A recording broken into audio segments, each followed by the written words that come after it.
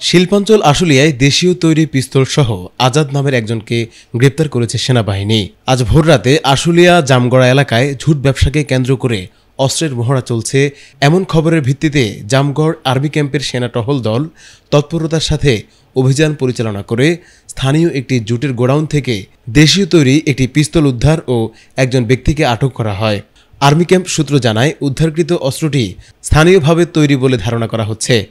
আটককৃত ব্যক্তি ও উদ্ধারকৃত অস্ত্র পরবর্তী আইনানুগত ব্যবস্থার জন্য আশুলিয়া থানা পুলিশের কাছে হস্তান্তর করা হয়েছে। গ্রেপ্তারকৃত আজাদ কোম্পানির হাট থানার পশ্চিম সোনাদিয়া গ্রামের ইউনুসের ছেলে। অস্ত্র উদ্ধার ও আসামে গ্রেপ্তার হওয়ায় এলাকায় পরিস্থিতি স্বাভাবিক অবস্থায় ফিরে এসেছে।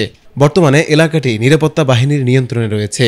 ভবিষ্যতে কোনো অনাকাঙ্ক্ষিত ঘটনা যাতে না ঘটে সেজন্য সংশ্লিষ্ট এলাকায় সেনাবাহিনীর টহল ও নজরদারি জোরদার করা হয়েছে।